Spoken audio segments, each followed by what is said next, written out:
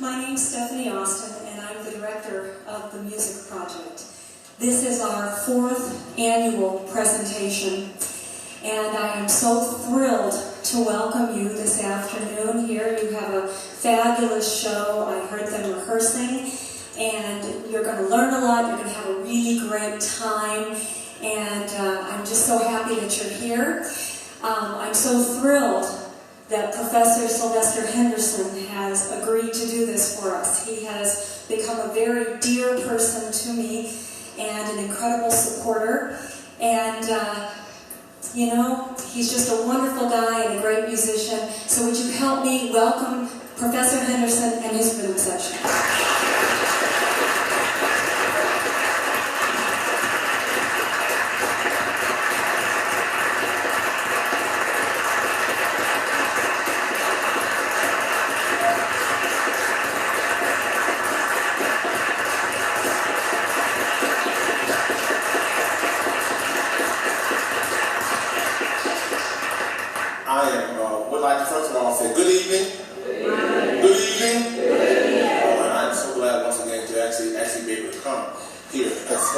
She's a real dear friend of mine. She asked me about a year ago if I would actually present a gospel lecture in terms of gospel piano style. And I thought about it, I said it's never been done before. But a couple of years ago, about a year and a half ago, one of the largest educators conventions in California asked me to do the same thing, which involved a 250 singing. So actually what I'm going to actually do, these are my classifications. I went through about 3 years ago actually and classified gospel music into 5 categories. I did a lot of listening. I've grown up playing in the church, went to college and all those good things. And you know, a lot of times people hear about popular music, you hear about R&B, various types of jazz, swing, traditional, bebop, all those different things. But in terms of African American Christian music, no one has ever done that. And so I took the time actually to have these names sort of copywritten over myself, and also I took the time to sort of classify them. So we're going to sort of go through a journey of gospel music, and it'll take about an hour, and we hope that at the end of the time that you would have learned something. What I'm going to actually do for each of the sessions, we are going to stop after each of the styles. I'm going to sort of explain to you why I've come up with these different classifications. You're going to hear some traditional things. You're going to hear some basic church music, some things that we changed, and we're going to go from there. Gospel music itself started around the late 19th to early 1920s with Thomas and Dorsey. Gospel music itself is really a large generic term. It's not just African American music. There is gospel music that is found in African American churches. And when people think of gospel music, they always think primarily of African American church, but there's all different types of gospel music. But primarily today, we're going to concentrate on gospel music that is presented primarily in the African American genre. Mozart, who was born, and I think around in the early 1700s, he was a major composer of the classical era of classical music. He used to use something known as theme and variation. And theme and variation is where you actually have a traditional melody that you play and you vary. Now I'm going to actually show you how sometimes when you actually hear a melodic line played, you can take that melody line and you can change it, because that is sort of the basis in terms of how our first style of gospel music was created, what I call the gospel triaphral style. The gospel triaphral style deals a lot with music that is found a lot in your traditional Methodist or Baptist church. It's not found a lot in the non-denominational church or the Presbyterian church per se. It's found a lot in the African American traditional church. And I want you just to sort of listen to, first of all, just a simple example of theme variation. And once again, whenever you vary a melody, you can take a melody and you can change it. I'm going to use a simple childlike melody entitled Twinkle, Twinkle, Little Star. And we're going to take that. How many of you heard that before? Raise your hands. Now, you know what? We're going to take that melody. I'm going to change it. You know, people do this a lot of times when you're watching a film. They'll take a melody when people are in love, and you know what? They'll play this beautiful melody. And if the man is crazy, they'll take that same melody. And as the man sort of gets ready to act crazier, they'll sort of distort the melody. We're going to start with just simple arrangement and show you how you can take a simple melody and sort of adjust and change it.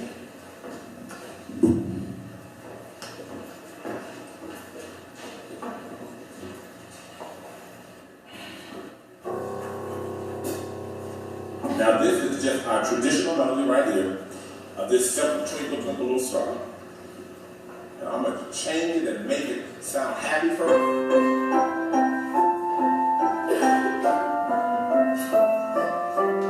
Very simple. Now I'm going to change it again. Very simple. Make it sound sad. Sounds different, doesn't it?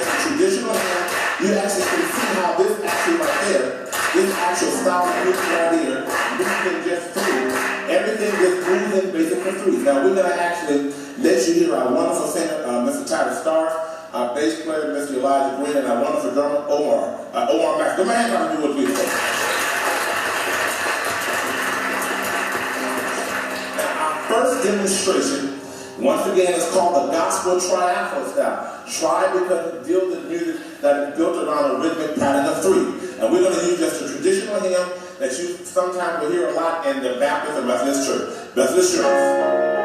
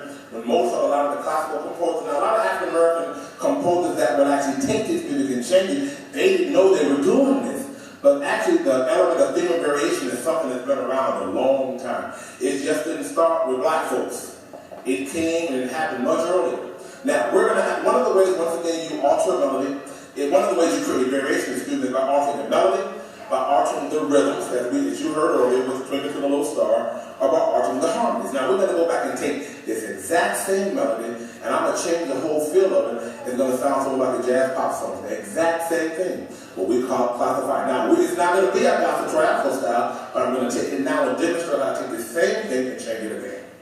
Give the band a hand up if you would, please.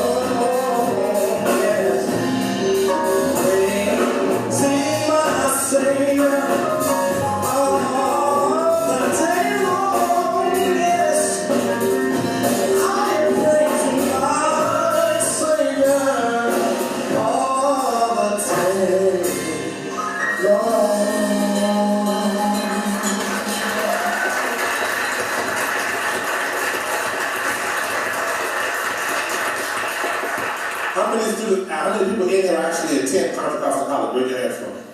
Okay, now, that sounded all different. It was the same song. The exact same selection. One was played traditionally, and we just sort of changed some of the rhythms and changed some of the feel and created a new song. Now, the project manager or the project director, Stephanie Austin, wanted me to actually take time between each of the styles to let some of the audience members ask questions. So here I am. Any questions? Yes, ma'am. Can you please repeat the date, the approximate date when gospel started? 1920. 1920, the Thomas A. Dorsey. With Precious Lord Take My Hand. He actually started it as the result of, he had played a lot for a lot of the blues singers earlier, during the early 1900s. And what happened is actually his wife was pregnant with a child. He got a call that his wife had passed. And it was from that day on his way back to home where his wife was, he created a song entitled Precious Lord Take My Hand. And that particular song became sort of the basis of African American gospel music. Any other questions? Don't be afraid. I'm not representing the college today. I'm representing just the community. So you can feel free to ask me a question. Yes, sir. I don't want to do that. I don't have the music on me, but I have music I can play. Well, you know what? We're going to have to play that after for you. Any other questions?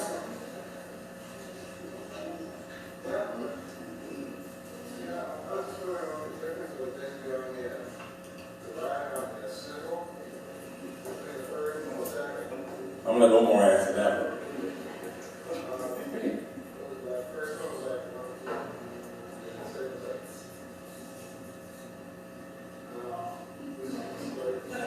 I don't know if Omar was prepared to start talking or not. Y'all give Omar a hand.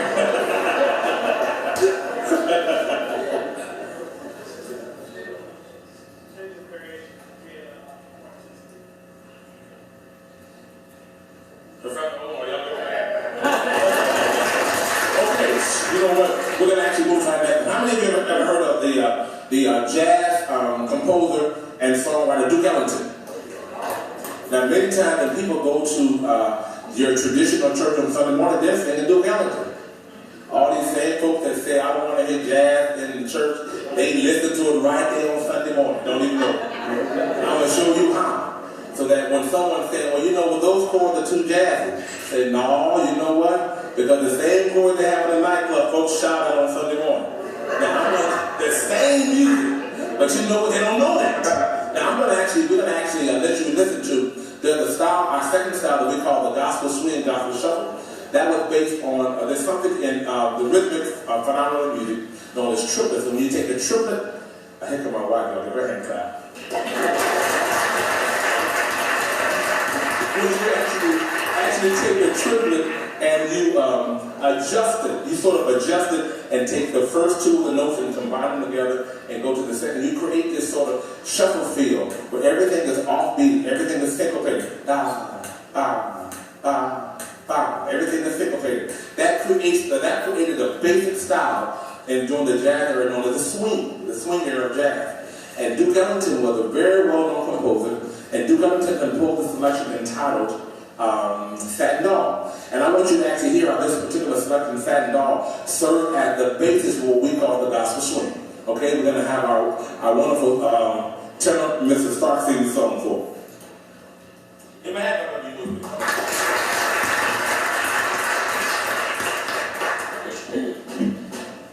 I'm not so good at using this mic right here.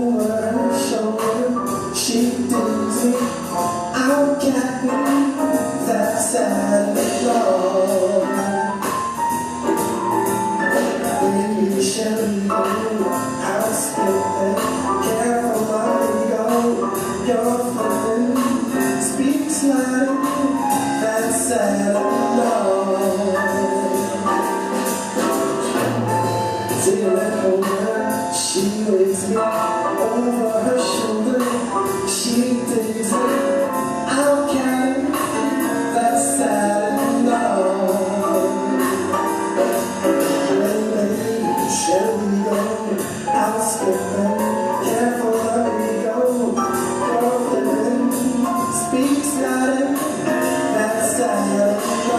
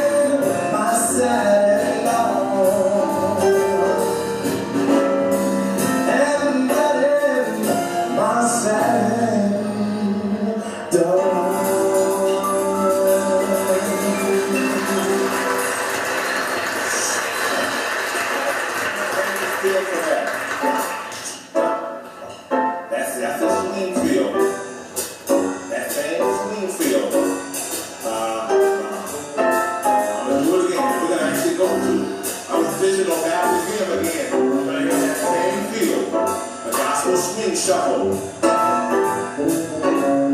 When you go to church on Sunday morning, you have a gospel swing.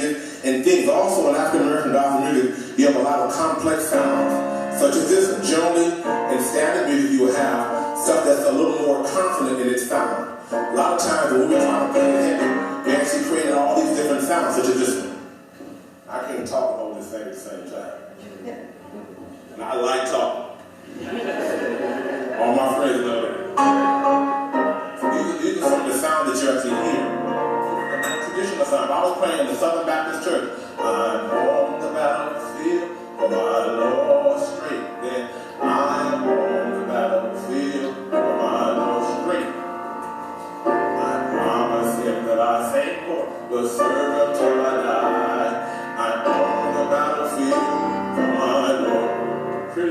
simple, right? Straightforward. Now, if I'm playing it, let's say Jared Farwell invite me to come to his church, pay me a whole lot of money, and live in the Baptist church. And come and play the same thing. I'm on the battlefield for my Lord. I'm on the battle. I just changed the chords. I promised him that I would serve him till I die. I'm on the same thing. I just changed the chords. What it would actually do, it would actually serve the congregation well. It would not encourage the congregation to do anything that is too rhythmically complex for them. However, it would add variety and sort of spice up what they already do. Just a tad bit, okay? There's also these sort of sounds you hear a lot in gospel music. Those are very, very complex sounds. Hear these sounds. Those sounds themselves you won't hear traditionally in Southern gospel music. You won't hear them in inspirational gospel music. Inspirational gospel music that is more for the non-African American church have generally more subtle sounds. Sounds that sound a lot like endless love. Very simple sound.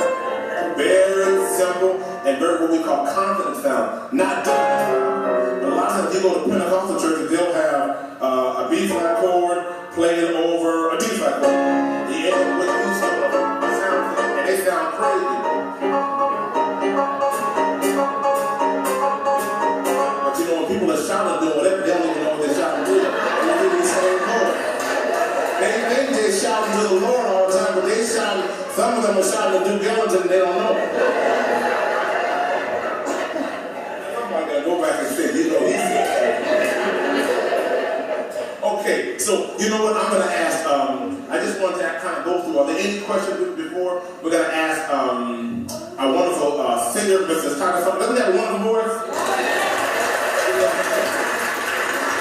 You can actually come back and not sing along another gospel swing. We call this the gospel swing shuffle style of gospel music. He's going to actually come back at this time and present another basic hymn, By and By. That's another swing. By and by, when the morning comes, same feel, the exact same thing. All the fast water songs, English behavior, all those different songs follow that same basic framework of the African American gospel swing. Okay? But before Brother Starks come and we move to our next one, I'm going to ask, are there any questions that anyone want to ask from this particular style that we call the gospel swing shuffle style? What did I say? Question. Yes, ma'am. Confusion in regards to Thomas and Dorsey being the originator of the gospel. How do you classify the field hall? Well, you know what? Those are more work songs. Gospel music primarily started with the variation of hymns as we know it today. Now, there were work songs and African American spirituals and things that came before that. But traditional gospel music, as we know it today, as African American, officially started with Thomas Dorsey. He's the first composer, actually, that people know him. There were people who influenced him before them, but a lot of those songs were field songs. Those were field songs and work songs. So is that part of the tri-Afro? No, the tri-Afro style was just one style of gospel that I sort of classified, stating that in your traditional Methodist or Baptist church, a lot of times, a lot of the earlier songwriters would take your traditional Protestant hymns and they would actually change the feel of the hymn, and most of the time when they would actually change the hymn, it would actually always result in a rhythmic phenomenon that dealt with three. And primarily, if you listen to a lot of African American music, most African American music, there's always an element of three somewhere involved in it, rhythmically. Any other questions? Okay, we're going to ask at this time that Mr. Starks is going to come back and sing just another song from what we call our gospel swing shuffle style of gospel music, called By and By.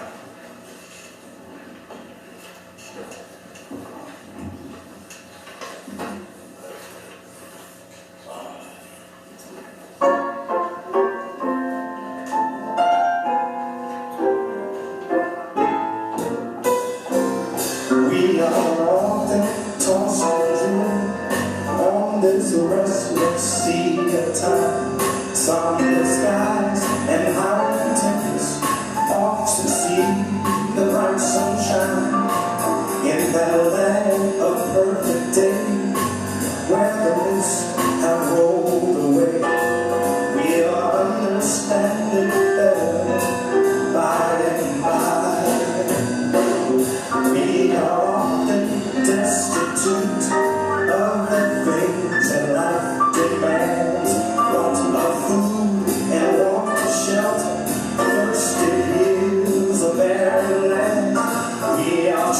singing the Lord, and according to His word, we will understand it better by and by. Oh, by when the morning comes, all the saints of God together home, we will tell the story how we overcome, and we'll understand it better by and by.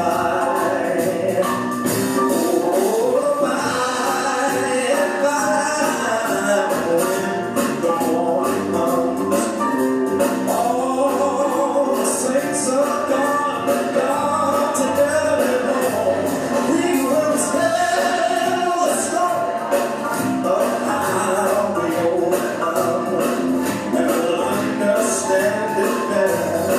So we'll understand it better. We will understand it better. We will understand it better. We will understand it better by and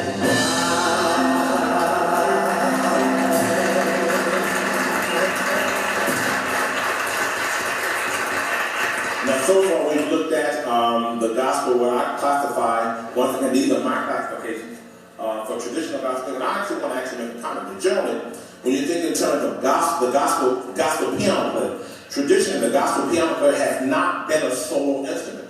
So instead of they ask me to do this and say, well, you can never really be historically a gospel piano player, because in terms of gospel music, the piano player generally plays off against the soloist. So very rarely will you go anywhere and actually hear just a recital of just gospel piano music, because the whole purpose of the piano in the African American church generally, historically, has been to accompany a choir, has been to accompany a congregation, and so the piano player sort of plays off the soloist, and the soloist is supposed to be connected a lot, especially with creating what we call an African American element of creating spirit. And the spirit of the African American church is what sort of, even though there's repetition, you hear a lot of times a lot of repetitive phrases in the African American church.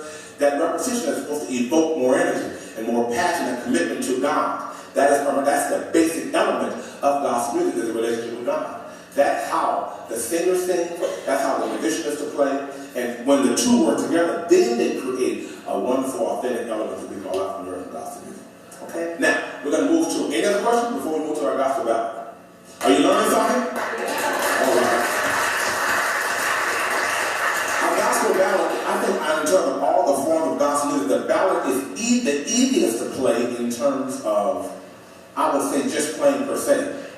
One of the difficulties I have with the ballad is primarily that the ballad is not rhythmically difficult. That means there's not a whole lot of syncopation. There's not a whole bunch of rhythm that swing off and on. But generally, the gospel ballad is based a lot on emotion and the chords and how you play the chord. I'm going to actually just play a song and show you how you can actually take a hymn. I'm just going to play the traditional Come to Jesus and show you how you can play that song, and I can actually take those same chords and you can create some sort of atmosphere. Generally, and I do it a lot of times in church. I'm a member of the Palma Ceia Baptist Church in Hayward, and I try to do it a lot of times. You know, I like to see people shout. I just do. Because people shout, it gives me encouragement. Because I'm not going to shout hard, but I can shout while I'm playing. So when they shouting, I say, I like to hit that chord. You never hit that chord, they shout. Or they start tapping their foot somewhere. But I like that. Okay, so when people are doing that a lot of times, what happened is just that there was an era, I may be wrong, and Stephanie, if I am, correct me on this, I believe the Russian, Mussorgsky, would take Mussorgsky, which was the Russian composer of classical music, would actually, they created something, it was one of the Russian vibe, something, pictures in the exhibition, something like that. They would, Mussorgsky, the goal of these particular selections was to create some sort of image, to create a basic, an atmosphere. And so he would take these chords, and he would take this music and sort of paint a picture while he's playing. And I a lot of times try to do that with chords. So if I'm playing this particular chord right here, let's say I'm playing, I'm having a hard time with this microphone again. See, I love to talk, so if I get comfortable, you're going to be okay.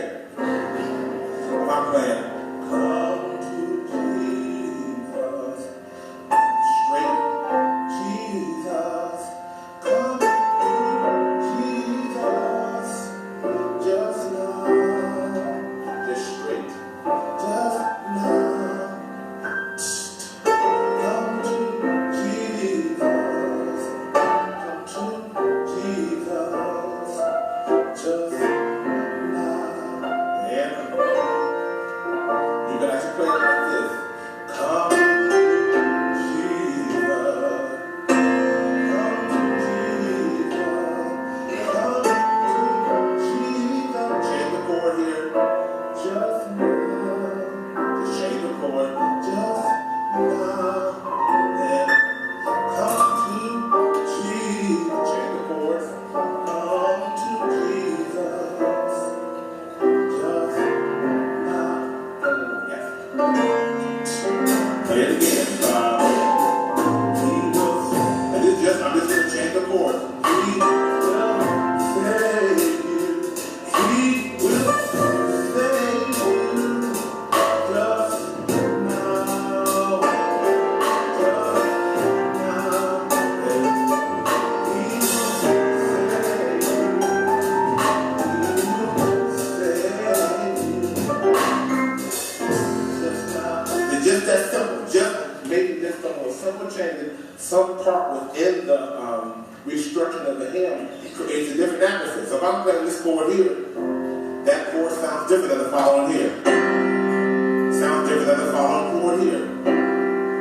Sounds different, doesn't it? But it's based on the same chord. So I can play come to Jesus. Come to. That's a new case for Franklin chord. He has actually music on 3 chords. This down here.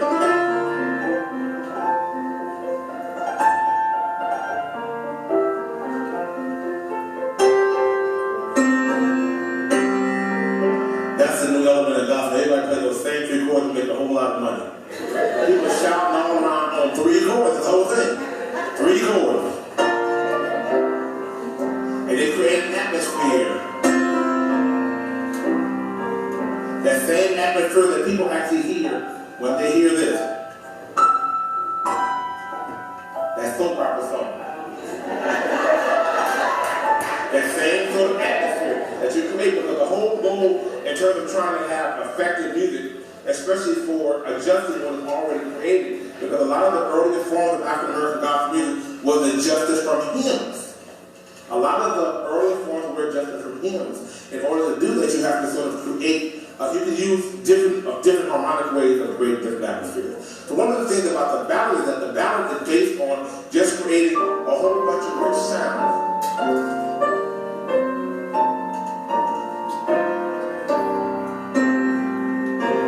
I think that's a pretty chord. That's a pretty chord.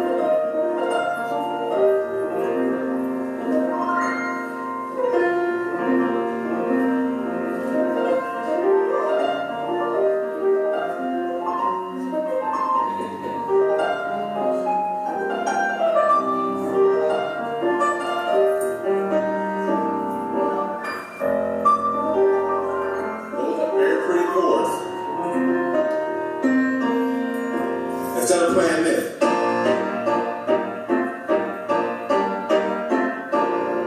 those same chords like this, playing like this. Sounds different, doesn't it? Instead of playing this, I like this better. It gives a different atmosphere. It gives a bass. I can't really necessarily describe it, but I think it creates an atmosphere where there's just a sense of peace. And I do a lot of listening. I've been listening to music for years all my life. And I really listen to music. Well, a lot of people ask me, how do you learn to play gospel music? And I said, the first thing you have to do is to be quiet and listen. And so many traditional musicians who play a lot of Mozart, classical music, jazz, and a lot of things, they want everything right in front of them. Now, the problem with that, if you need to learn to read music and learn all the basic things in music, but a lot of times when you play gospel music, after you learned all that, nothing works unless it's heartfelt and you listen. Because African American tradition is built on listening. It's an oral tradition. And so even a lot of the music itself is an oral tradition. Where a lot of times in the non-African American church, let's say people, they're just really locked in to what they see. Now the difficulty with, the good thing about that is that they're visual. The difficulty is that when you're trying to take something and create an atmosphere that's real beautiful, sometimes it's hard to do if you just can't effectively listen. And one of the elements, especially for students who are music students here, that you want to actually always try to encourage is never give, sometimes people have a difficulty in learning to analyze different intervals, but sometimes when I was coming up as a kid, I used to actually take, my mother would tell, I used to tell this first song I learned to play was a song called Show Me the Way. And I used to play that song over and over. My mother thought she was going crazy. That song, I was up 3 o'clock in the morning, da, da, da, da, da. Because you know, no one actually had music for it. The teacher played this for me, and I listened. And so now when I'm driving, whether it's popular music, whether it's gospel music, there are very few music forms that I cannot listen, and I can actually visually see the chords and all while I'm just listening. A lot of times people are paid me to do something, and I don't really have time to practice like I should, because I have so many things going. I just pop the tape in, and when I get there, I'm ready. Because I listen to the song, I know the pattern, and I sort of structure it in my mind, and I can always tell because so much of African American music is built on a pattern of fifths. I mean, most of the time, and you may not, some of you may not understand what that means. That means that if you think of this 7 alphabets in music, A through G, everything is centered around just those 7 alphabets. And a lot of times in African American music, everything sort of revolves around something they call a circle of fifths. So you have these second chords over and over. Gotta go to the microphone again. These same chords where if I do this here.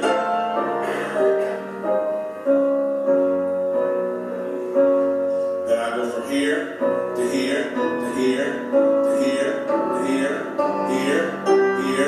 here, back here, just the same circle. So it's this sound that you hear as you go off television at night.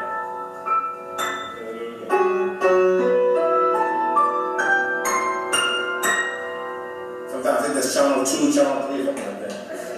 Those same chords that you have to hear over and over all the time. And so whenever you're playing gospel music, especially the ballad, in order to create a feeling of relaxation, you really have to be a great listener because harmonica is not difficult. Generally, the rhythmically it's not difficult. The harmonies are generally very soft, okay? We're going to ask our singer again. He's going to come and sing a segment of what I think is a wonderful selection entitled God Is by Reverend Cleveland. And then we're going to go to the ending part of the song. That's the ballad.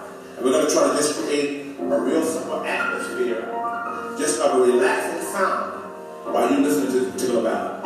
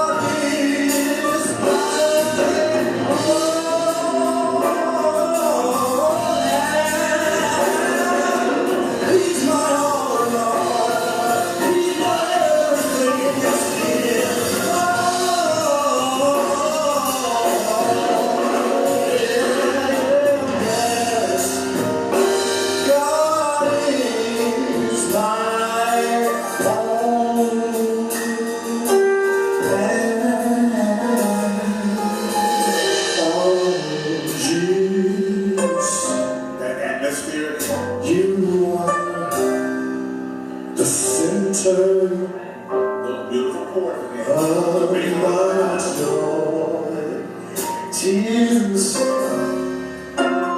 are a center.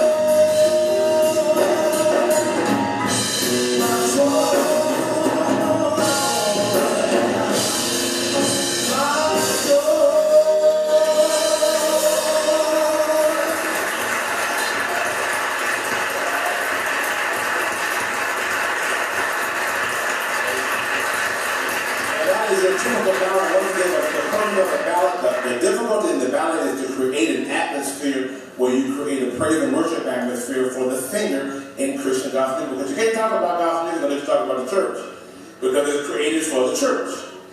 And so even though I'm probably one of the few people who actually presented a lot in colleges on a large scale academically, the basic goal of gospel music is to praise and worship for the church. So you can't disconnect the church from talking about African American gospel. Okay, so we've talked about now what I classify our gospel triumphal style, the gospel swing, and the gospel ballad. Our next one is something that I call, it's based on the usage of 16th notes. Oh, yes. Yes, ma'am.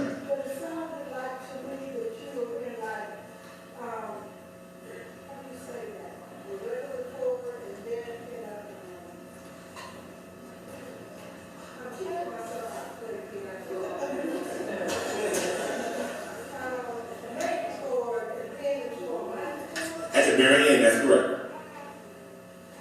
That's correct. At the end, it went from major chord to minor chord to seventh chord to sus, then to major chord. That's right, because there were some minor chords and things involved in it.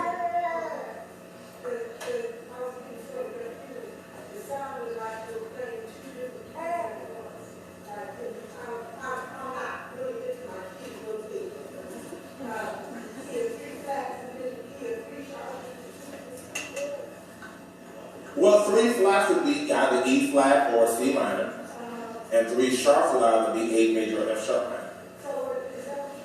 I was actually in B flat major to E flat, 2 flats to E flat. Now give her a hand clap.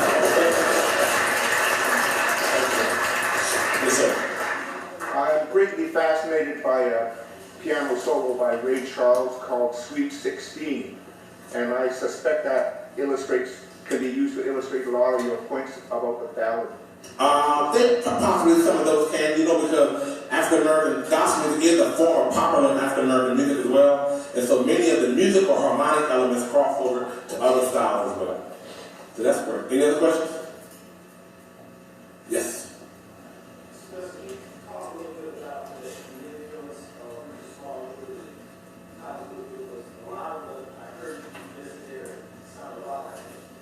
Well, the last song that we actually did was Richard Smallwood. Richard Smallwood is considered what they would call in gospel music the composer of the classical gospel song, where at the end of most of his selection, there's always some sort of build-up.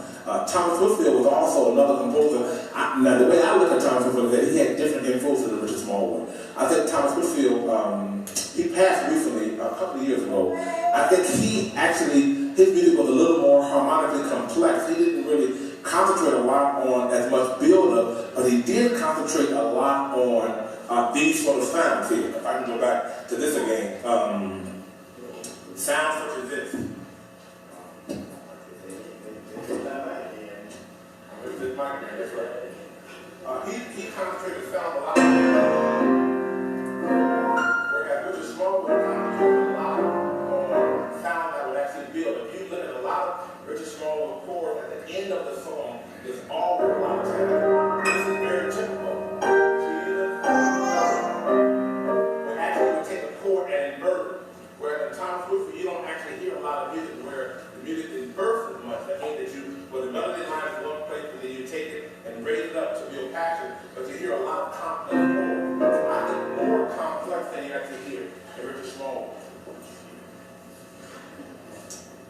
Any questions? Okay, if not, I think I got about another, Stephanie told me I got about another 20 minutes. And we got about a couple other styles to cover. Okay, our next one, are you learning something? Yeah. All right. Okay, our next one is what I classify. And once again, these are my classifications. I did the same thing for the California Music Education Association. We presented this to around 500 public school teachers all around California. The same presentation, but I actually used a choir of about almost close to about 150 singers to present the exact same thing. The next one is something that we call a gospel sixcopation. I call it sixcopation, six, because it utilizes the usage of the 16th notes. Okay, Omar, play some 16th notes for me. 2. And then also, this particular style of music is syncopated. Bum, bum, bum, bum, bum, bum, bum, da, ba. But the basis of it are the usage of 16th notes.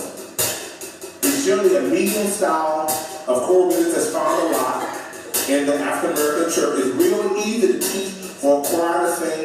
If you have a choir that's singing a multiculturalism, I use this style. It's one of my favorite styles of the gospel song. Most of the choirs that I work with in the Bay Area, at church, at UC Berkeley, or LMC, we use these same styles over and over because it's a real easy style to get people to move, and it's something that's very easy, medium feel to it. There's a whole bunch of songs. It's a more traditional sound, but it's based on 2 rhythmic patterns, and generally, as you go from one harmonic area in a particular song, you always hit the same pattern. Bum, bum, bum, da, da, da. You hear this pattern. Bum, bum. And you always hit that same rhythmic pattern. Da, da, bum, bum, bum, bum. Always going from one phrase to the next. And we're going to actually demonstrate this particular song called All the Way. And I'm going to go to another composer and show you how the other composer has the exact same style, but he used exactly the same rhythmic pattern to go from one harmonic area. What that means is you go from one harmony, and as you're progressing, for instance, from this triad here, to this sound here, to this sound here, to this sound here, there's always going to be that same rhythmic pattern that's sort of used. Ba, ba, ba, ba. That's always used in the middle of those phrases. And I call this the gospel sixcopation. We're going to, y'all get both time to hand up again for me. Every time it's time. Hold your hand, you don't lose it up. Okay. One more I'm going to demonstrate. Isn't this young man a wonderful drummer? Y'all just know the wonderful bass, but he really got that.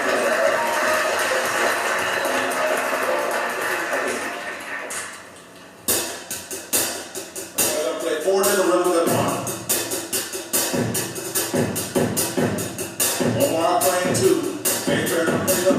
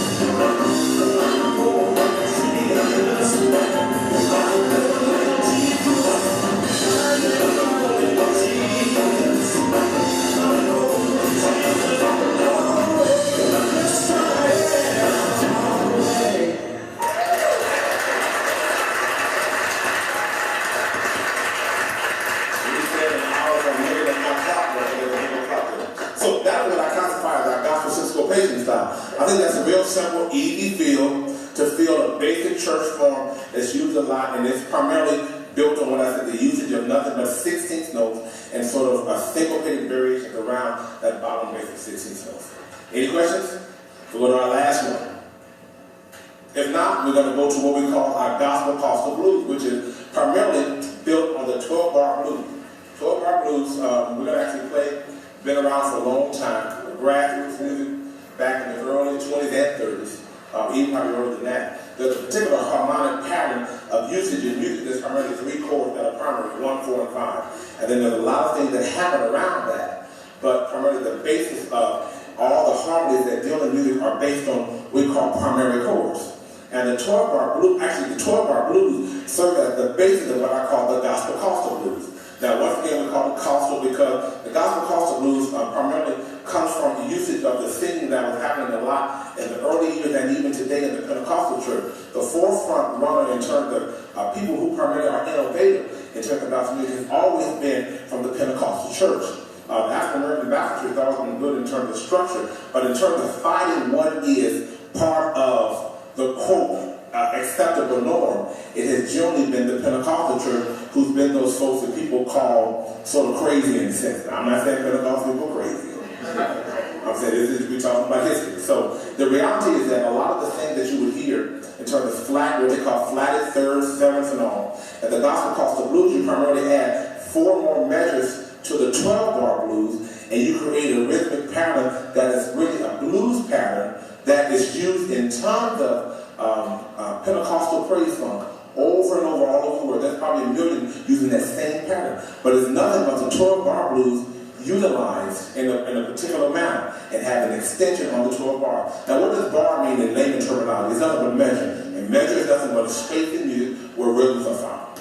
Particular space in music. So this is what I classify as the gospel costal blues. But I'm going to let you listen to a pattern of the 12-bar blues first, and you can actually hear how you have this basic chorus, 1, 4, and 5. Then we're going to go back and actually play 2 or 3 praise songs using that same pattern, but we actually add 4 measures and change some of the chords. I think that the second group, which we would have had on the screen, you can see them.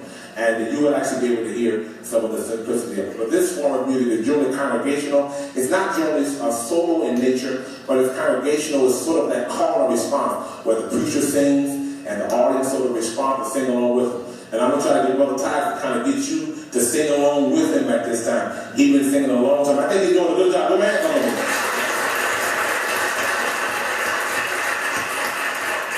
Okay, so we're going to just play this basic pattern.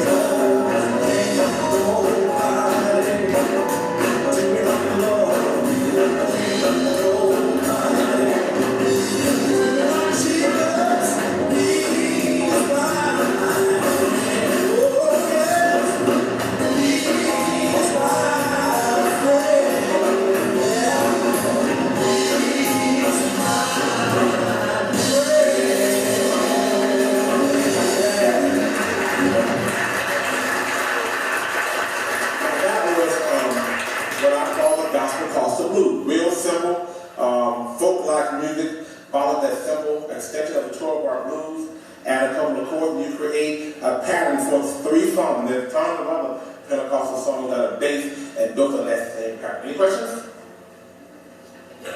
Any questions? Okay, very well. I think we are coming to the close of our presentation. It was just supposed to be an hour presentation. I want to make an announcement. First of all, I would like to, where's Stephanie? Y'all gonna let y'all in your head.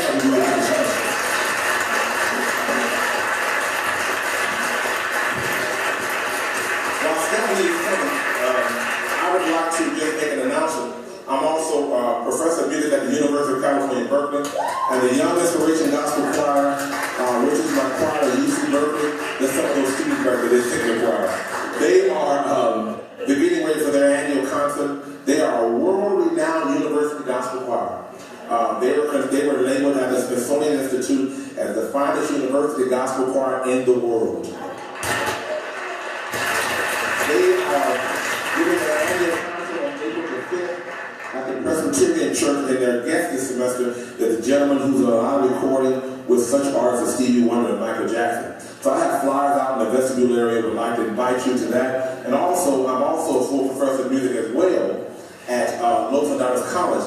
And our gospel choir, which is a wonderful community group, is getting ready for our 9th annual gospel celebration concert. I am so excited about this program because the city of Pittsburgh, and that's a big deal for me as an educator, to think that a major city, we have all not only the city of Pittsburgh, Martinez, and many of the other areas out there are co-sponsoring this event. This event is the largest event in East County.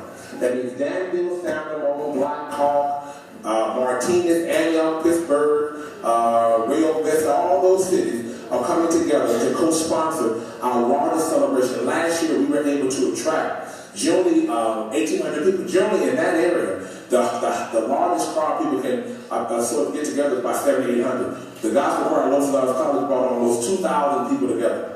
And so I am so thankful for that. We are sponsoring our 9th gospel celebration. And when you drive down Highway 4, you're going to see our picture on the billboards. I want you to look for it. We have some flyers for you that advertise that event as well. So we would love to just have you, if you would enjoy what you heard and would like to hear gospel music in its purest form, which you cannot separate African American gospel music from solo music, from singing. Because gospel music primarily is a vocal style of music that involves singing. I want to thank Stephanie for just asking me to come and do this. I actually left my own church. I would like all the people that came from my church, if they would stand. Sister Ryan,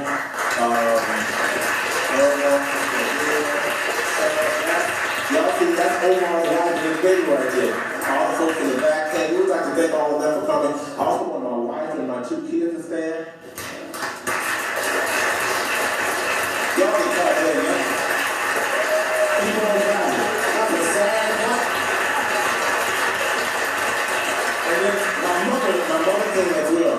My mother is 87 years old, but she still looks good. She still gets a switch and books to do. My mom used to work in the day. I used to want to go outside and play baseball. She would tell me, this is your baseball. She was like, that's some foolish, this is your baseball right here.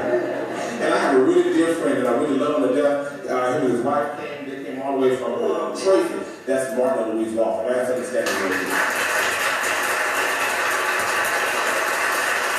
All the greatest students that came to support me for this particular endeavor from UC Berkeley, my gospel choir, I'm going to ask them to stand. And thank all of you for coming. Ask those students to stand as well.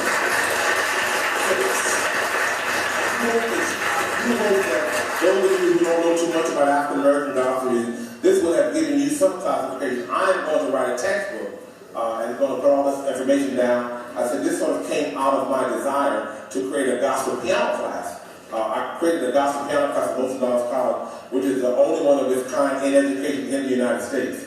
I'm probably the only person who's ever taken the time to take gospel music in terms of piano music and sort of classify it into particular forms. There are some other things, probably 2 or 3 other styles that I left out because I'm still trying to work on how I want to classify them, how they actually fit the overall scheme. But these are what I consider the most 5 basic elements.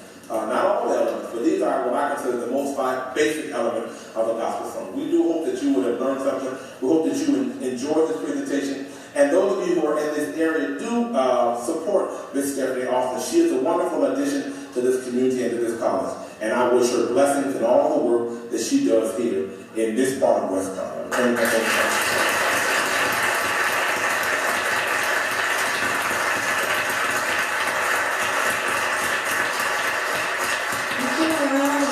For all of the people who come. Let's see what Professor Henderson.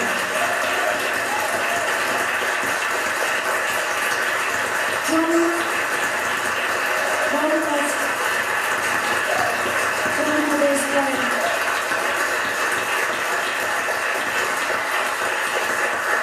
Thank you.